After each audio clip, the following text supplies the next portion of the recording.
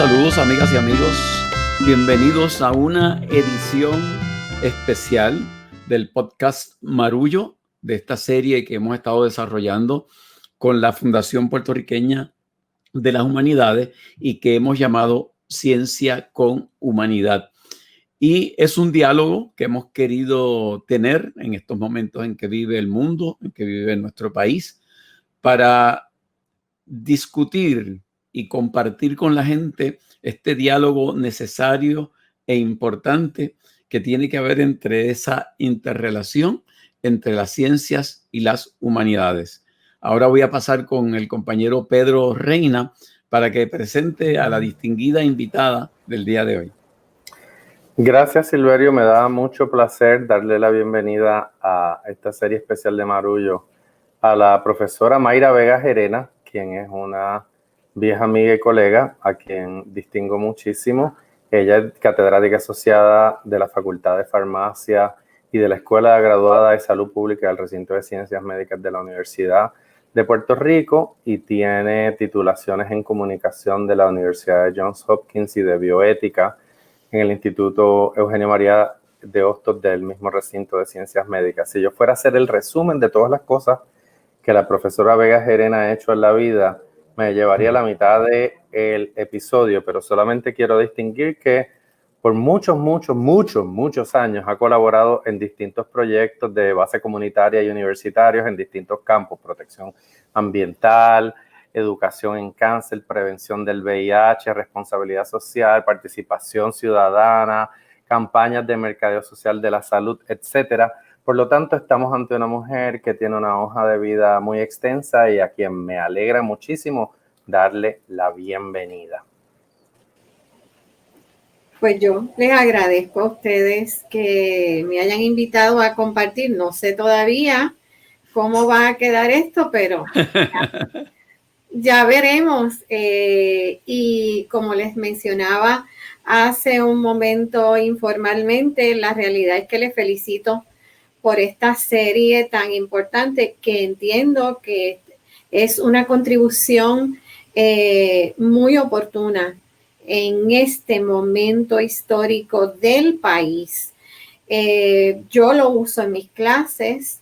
Qué bien. He recomendado a colaboradores del Instituto de Bioética que pues en estos momentos históricos me ha tocado dirigir interinamente, y la mayoría de los temas que ustedes han presentado de alguna manera se prestan para identificar barreras, controversias y dilemas de naturaleza ética y bioética en el país y fuera del país. Pues qué bueno, pues Ana Teresa tiene entonces la primera pregunta para comenzar este diálogo tan necesario. Muy bien, encantada de estar aquí con los Marullos. Ya salí de ahí bonito, estoy de vuelta en Río Grande, el destino familiar, así que encantada de tenerle aquí en este espacio. Pues arranquemos la conversación. Estamos viviendo un momento inédito en generaciones, o sea, el mundo ha conocido de pandemias, pero dudosamente hay una generación viva, no hay una generación viva que haya pasado por una experiencia como esta. Entonces yo creo que todos, además de la ansiedad de vivir día a día, ya queremos empezar a imaginarnos el futuro. Queremos empezar a un poco diseñar cómo van a ser esos años posteriores a este momento que estamos viviendo. Entonces mi pregunta sería, ¿qué podemos esperar de cara al futuro en términos sobre todo de salud pública a partir de lo que estamos viviendo? Bueno, pues aunque estamos pero que muy ansiosos, y díganmelo a mí, estamos muy ansiosos de ver avances que nos hagan sentir que vamos a volver, aunque sea a una normalidad modificada. Desde la salud pública vamos a seguir viendo que hay medidas de salud pública, de vigilancia epidemiológica, que vamos a tener que mantener. Yo viajo, por ejemplo, a Asia, como les mencionaba, con cierta frecuencia. Y desde 2003, en países de Asia como Japón, Malasia, China, había termómetros en los aeropuertos, había unidades de salud pública habilitadas en los aeropuertos, y yo he sido objeto de que me detengan porque la temperatura estaba elevada o porque iba con un síndrome gripal. Y siempre le cuento a mis estudiantes cuando hablamos de epidemias y de pandemias, pues como les tiene que haber dicho el doctor Jorge Ferrer, hay infinidad de publicaciones sobre epidemias y pandemias, pero nunca nos había tocado una a todos al mismo tiempo. Y eso marca un hito en la historia de la humanidad, porque no teníamos una percepción de riesgo global. Y al no tener una percepción de riesgo global, todo el mundo olvidaron todo lo que había escrito de pandemias. Nadie miraba sobre eso y empezaron, bueno, en Puerto Rico escuchamos comentarios tan absurdos como eso nunca va a llegar aquí porque eso es en China y aquí no hay un vuelo directo. Y yo voy todos los años a China. 39 veces he ido desde 2003 para acá. Entonces, y yo no voy en un vuelo directo. ¿Qué vamos a ver? Vamos a ver que se fortalezcan por necesidad, no solo por salud pública, sino por medidas para fortalecer la economía, sistemas de vigilancia epidemiológica. Yo esperaría que aquí en Puerto Rico también ocurriera. Tengo mucha esperanza y mucha fe, pero veo pasos todavía muy lentos y estamos muy frágil todavía. Vamos a ver también que se fortalezcan proyectos masivos de educación y tendríamos que volver a las prácticas de antaño de higiene 101, lavarnos las manos, cubrirse la boca cuando tosemos. Vamos a ver mayor rigor en algunos países, en otros que por razones ideológicas o comerciales nos hagan pensar que ya esto terminó, pues entonces ya tendremos que ser muy, muy cuidadosos. Tenemos la necesidad de estar pendientes nosotros individualmente y asumir responsabilidad individual, porque esto se trata de que ya todos nos conectamos con todos. Y por eso era tan terrible escuchar que esto no va a llegar aquí. Y la otra, que eso le pasaba a los italianos porque estaban cerca de China, como si el mapamundi no existiera. Entonces, pues eso es terrible cuando tú lo escuchas de alguien que viene de la salud pública, que viene del campo de la salud. Vamos a dejarlo ahí. Es aterrador, pero países, y sabemos de experiencias donde ha sido muy exitoso, así que aspiraríamos desde la salud pública a que países que quieran comenzar ya a tener un sistema robusto de salud pública, hacer más inversión en epidemiología, que aquí nuestros epidemiólogos, que tenemos de lo mejor que existe en este lado del mundo, en profesionales egresados de demografía, de epidemiología, de educación en salud, que esos equipos se fortalezcan en los diferentes países para que sean las personas que apoyen las decisiones. Esperaríamos también que con la llegada de la vacuna vamos a ver muchas controversias. La vacuna y otros fármacos, desde las personas que apoyan vacunarse, las personas que no, las personas que van a querer esperar un poco más a ver qué pasa, pero eso va a ser algo que va a marcar también. Y los países que quieran abrir comercialmente y al turismo van a tener que apostar a la vacuna, pero habrá que ver a cuál de las vacunas. a cuál de las vacunas. Y vamos a ver muchos dilemas, pero yo esperaría que antes de un año todavía la mascarilla vino para quedarse, especialmente en poblaciones vulnerables, Claro. viejos o jóvenes con sistema respiratorio o inmunológico comprometido. Ya les dije, viajo a China todos los años, en ocasiones 2 y 3 veces. Nunca me he enfermado, pero yo cargo jabón en gel, yo cargo, siempre voy con médicos porque organizamos viajes educativos. Así que llevo todos los medicamentos que pueda necesitar. Tengo muchos amigos médicos allá. Muchas amistades en farmacias que me pueden apoyar si todo se acaba. Y cargo mascarilla, vivo obsesionada con la limpieza en los aeropuertos, en los aviones, etcétera, etcétera, etcétera. Pero de salud pública necesitamos, no es solamente que lo vamos a ver, muchos esfuerzos educativos. Aquí hay, por lo menos en el país, necesitamos fortalecer todas estas en el Departamento de Salud, epidemiología, vigilancia epidemiológica, que desapareció y se fragmentó hace muchos años. Eso es inexistente, y ni hablemos de educación en salud.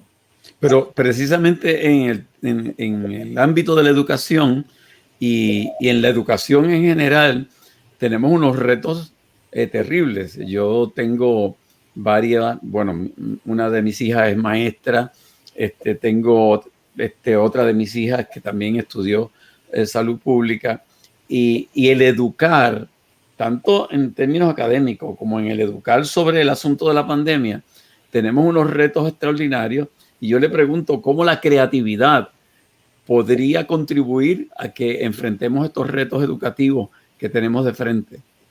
La creatividad va a ser bien importante porque yo les puedo hablar, por ejemplo, de Puerto Rico. Nosotros, y no quiero ser apocalíptica, pero nosotros vamos a tener una generación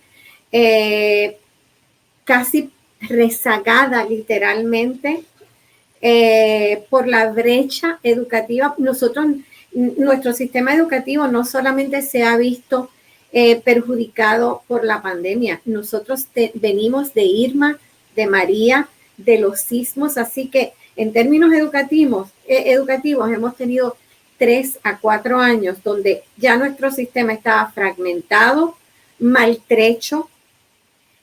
Nosotros tenemos, en términos de literacia, alfabetización, nuestro nivel estimado promedio de comprensión lectora es de 4º a 6º grado.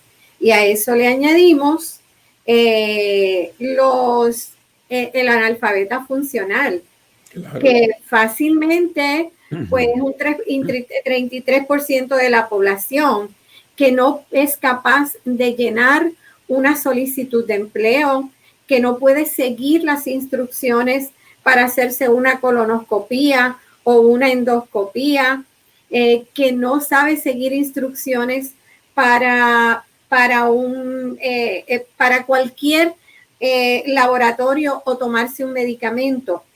No digamos más con nuestro sistema educativo, donde tenemos un problema de conectividad, donde la distancia, usar las redes sociales, que es tan importante, que son vital. La realidad es que nosotros, nuestros estudiantes no estaban acostumbrados a usar las redes sociales para educarse, ni el internet. Así que vamos a ver unos obstáculos. Esos currículos, yo tuve la oportunidad de ver uno y aquello me dio terror.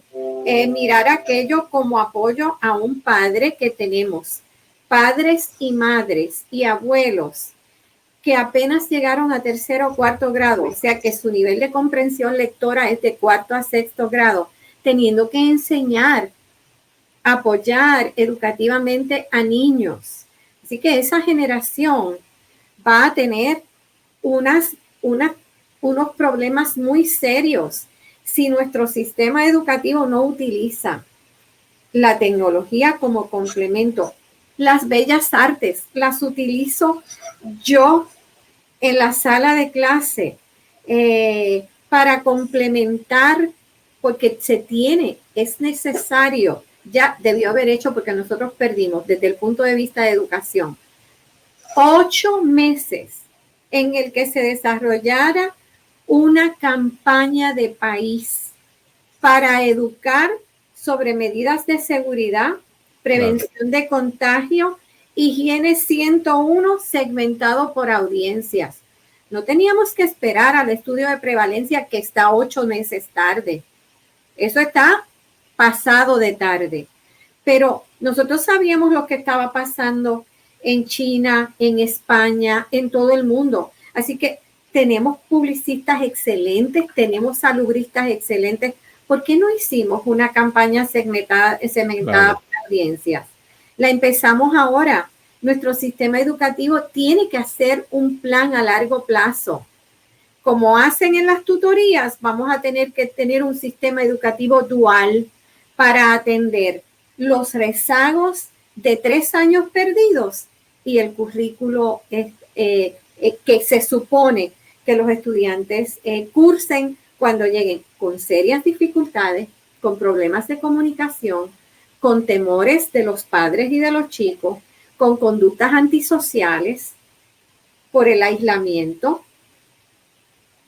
Así que es un cuadro de muchos retos y muchos desafíos para gente que esté comprometida, que tenga conciencia social, que sean buenos educadores y educadoras, que sean creativos,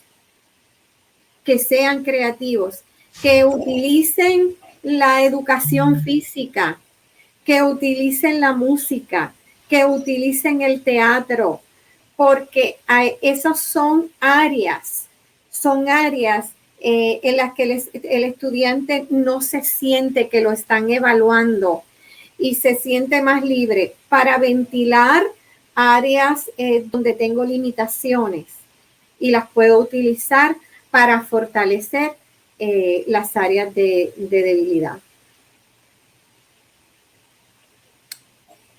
A mí me toca la próxima pregunta, pero quiero hacer una acotación, más bien una anécdota y empatar aquí varias cosas. Este es el episodio que cierra la serie de Ciencia con Humanidad que abrimos con el doctor Jorge Ferrer. No me había percatado. Mayra es una pupila. Abrimos con Más Sol y el segundo. Hablemos con Arturo, exacto. Hablemos con Más Sol y después con Jorge Ferrer, pero quería dejarle saber a nuestra audiencia que Mayra y el doctor Ferrer han trabajado mucho tiempo, son amigos y han trabajado de cerca. Es a través de Mayra que yo llevo a Jorge Ferrer, pero hace 30 años yo era un pichón de maestro y me tocó un taller con Mayra Vega. Muchas lunas. En 1990. Y estas cosas bien locas. Es bien loco porque fue un taller, ¿verdad?, común y corriente, pero el nombre de Mayra se me inscribió en la cabeza y 9 años más tarde, después de ese taller, yo llegué 8 o 9 años más tarde a Iniciativa Comunitaria a hacer una evaluación y me refieren a una Mayra Vega. Yo le digo, usted es de esas personas que da talleres, porque yo una vez cogí un taller con una Mayra Vega. Y Mayra dice, sí, fui yo. Quiero también hacer alusión al capítulo donde conversamos con Ramón Cruz, presidente del Sierra Club. Y si recordarán, yo comenté que yo lo había conocido hacía 25 años trabajando en el programa electoral de la Bahía de San Juan, junto a Luis Jorge Rivera Herrera y Carmen Guerrero. ¿Y quién era la jefa de todos ellos? Disculpen, es que bueno, he estado en algunos sitios. Y yo en aquel momento quise hacerle el homenaje porque ese grupo de gente que trabajó bajo su dirección en el estuario han hecho grandes aportaciones a la educación ambiental en Puerto Rico, y yo creo que es justo y necesario ese reconocimiento del trabajo de Mayra. Como si no hubiese vestido muchos sombreros, Mayra también dirigió hace varios años en la Corporación de Puerto Rico para la Difusión Pública un gran proyecto de comunicaciones, el programa de comunicaciones orientado a la comunidad, una versión nueva y mejorada de la DIVETCO. Y utilizo esa alusión a ese proyecto que tú dirigiste allí bajo la dirección ejecutiva de Linda Hernández para preguntarte algo que yo sé que es muy cercano a ti. Tú crees mucho en el entretenimiento, en utilizar vehículos, ¿verdad? De lo que se conocería básicamente como entretenimiento para utilizarlo con contenido, llenarlo con contenidos de salud y de educación en salud. Así que la pregunta sobra, pero ¿verdad? ¿Cómo tú integras las humanidades en tu trabajo? ¿Cuál es tu posición filosófica sobre eso y cómo cultivas tu imaginación? Yo vengo de unas influencias bien interesantes y bien diversas, pues yo soy fanática de Hostos, del pensamiento de Eugenio María de Hostos, así que pienso que para educar la razón hay que educar el pensamiento. Soy fanática de Freire y yo creo que de las últimas conversaciones telefónicas que tuvo Freire fue con esta servidora tratando de traerlo a Puerto Rico por segunda ocasión.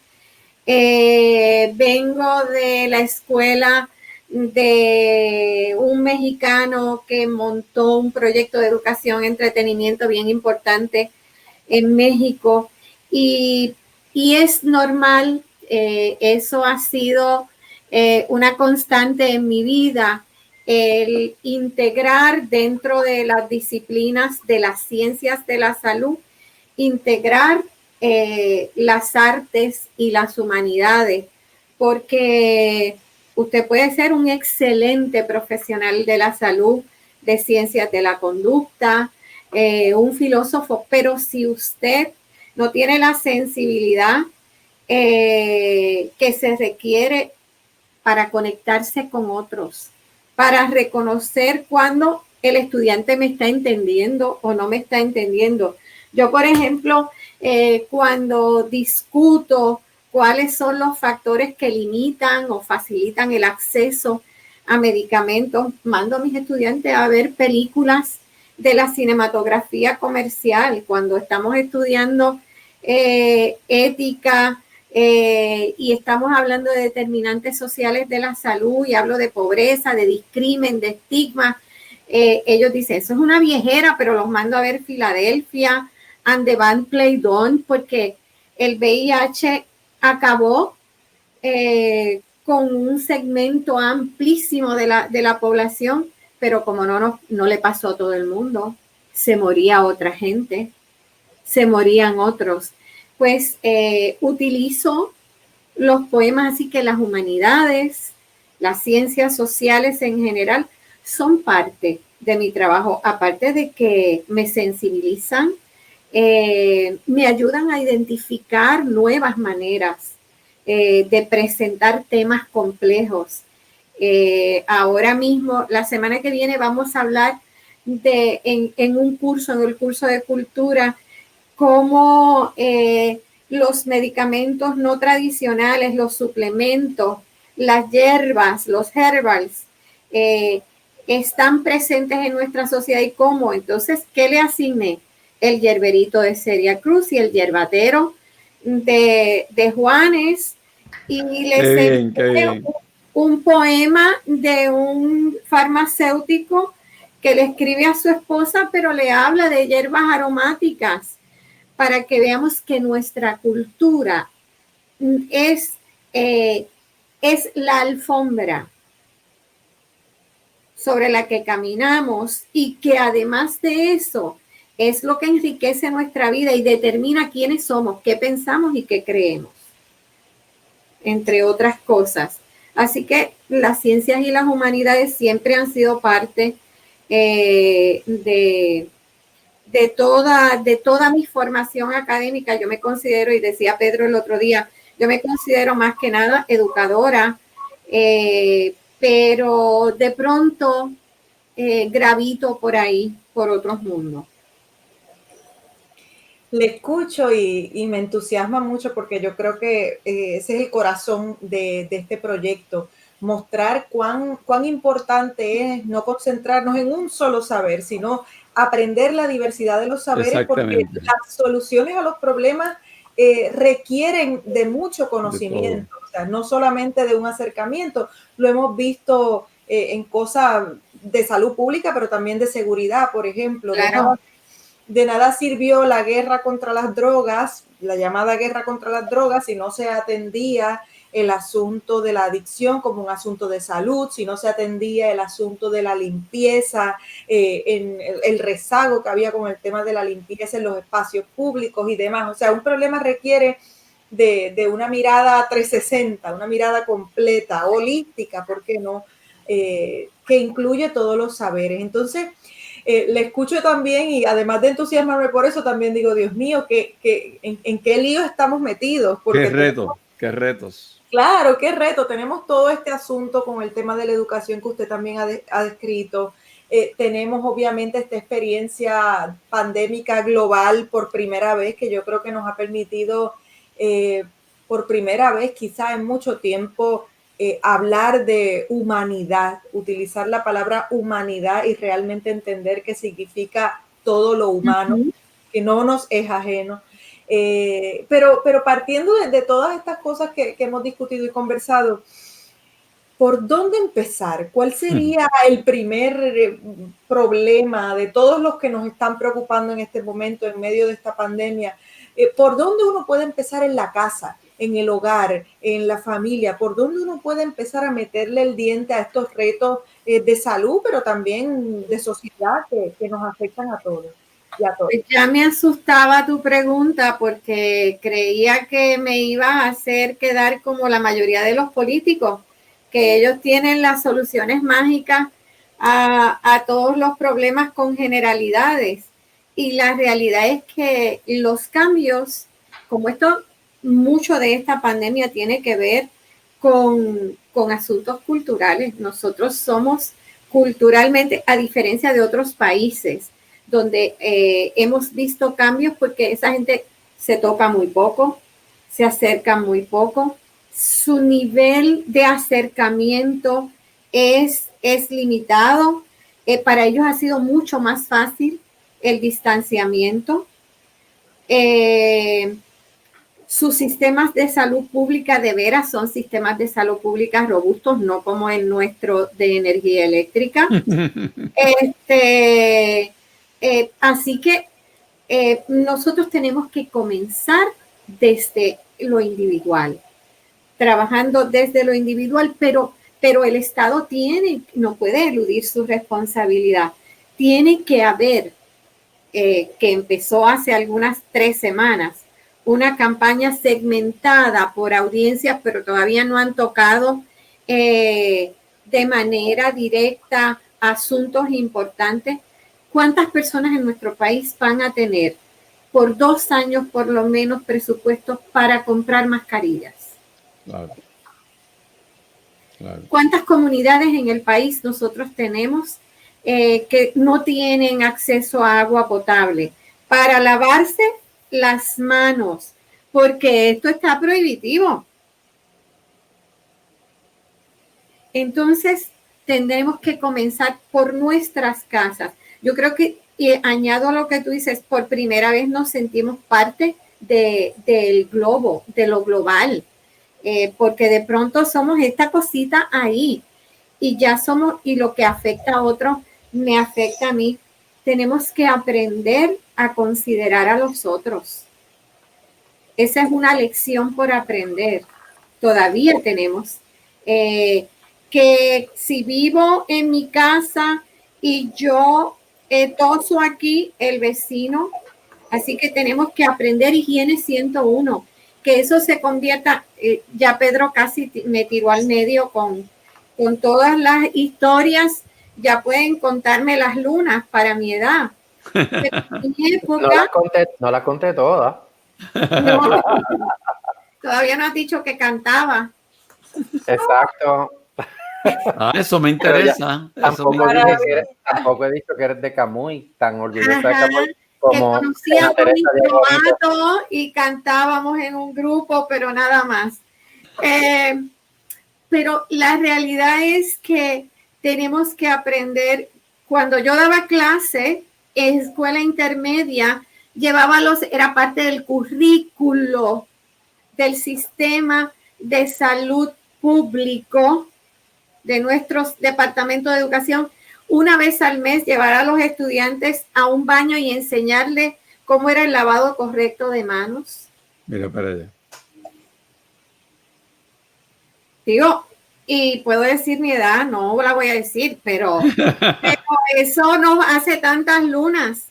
Y tenemos un reto a ser considerados, a que de veras nos importe el otro, porque abrimos al país muy pronto y muy amplio. Había que hacerlo, pero tenemos que ser lo suficientemente valientes para, si vemos una persona que está a menos, y yo no respeto los 6 pies, yo creo que 9 pies es lo que en este momento necesitamos, porque tenemos mucha gente asintomática que anda por ahí tosiendo, que anda tocando superficies, todo lo que nosotros tocamos, y nosotros tenemos que volver a recobrar y a ganar confianza en que nosotros podemos batallar, pero sobre bases firmes.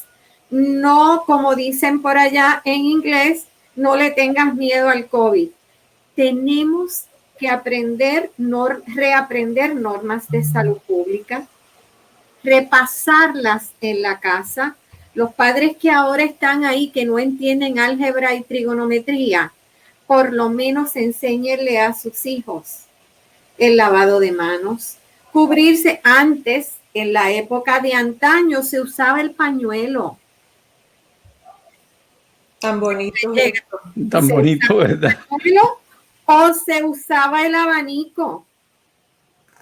Pues ahora va a usar la mano porque esto es muy chic. Pero entonces lávese la mano después que haga o que haga porque no vamos a... Ahora está la influenza, el micoplasma, y todo esto tiene que ver con higiene, y tiene que ser a todos los niveles. Hay que rotular el mundo con esto, y debía presentarse de todas las maneras posibles.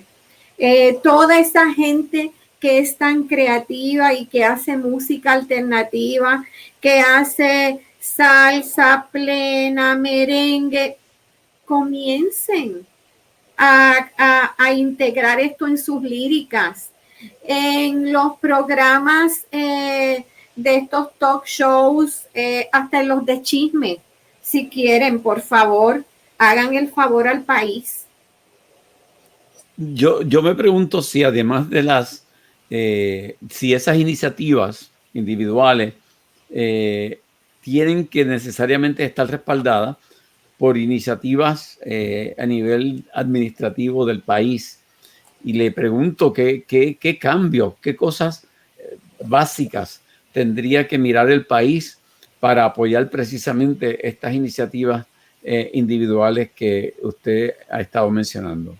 Dinero existe, porque no podemos en este momento histórico también, no deberíamos estar lloriqueando por las esquinas porque falta dinero.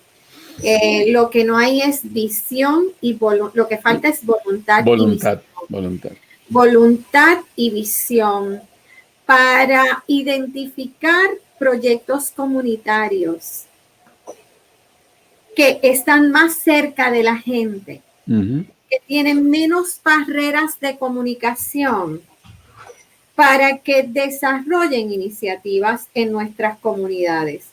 Lugares donde hacerlo, desde el espacio virtual para aquellos, porque sabemos que ahora mismo yo estoy colaborando con un proyecto y la mayoría de la gente no sabe, muy abogados, maestros, no saben cómo programar y acceder a Zoom para intervenciones educativas. Así que esas son áreas que también deben fortalecerse para que más personas en el país tengan oportunidades de acceder a estas iniciativas como las de ustedes, pero tendría que apostarse a fortalecer proyectos de educación para la salud y prevención de enfermedades en las comunidades con dineros combinados,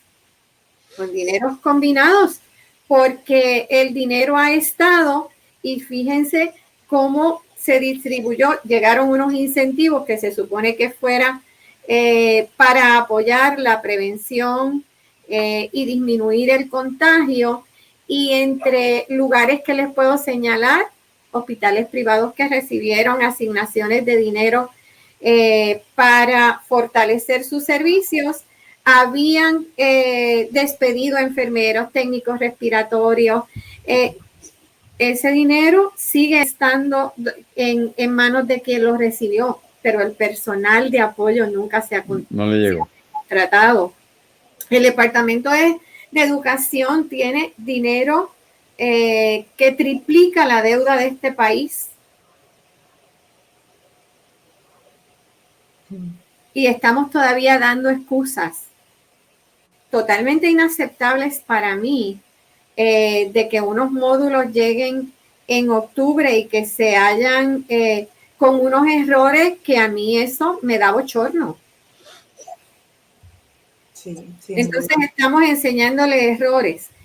Y obviamente los medios de comunicación tienen un rol, y yo siempre tengo que caer ahí porque por muchos años he desarrollado desde una iniciativa que tengo con otra compañera profesora de la Escuela de Comunicación en Río Piedras, un proyecto de adiestrar, capacitar personas que trabajan en los medios de comunicación para que hagan un mejor manejo de la información de salud, para que llegue a los humanos comunes y silvestres que tienen de 4º a 6º grado de nivel de literacia, para que ese nivel de comprensión de información, que puede parecer muy esotérica y que nos entretuvieron durante mucho tiempo, dándonos conferencias de prensa todos los días por gente muy valiosa, a quien yo admiro, pero que no servía para que doña Pancha y doña Petra tomaran decisiones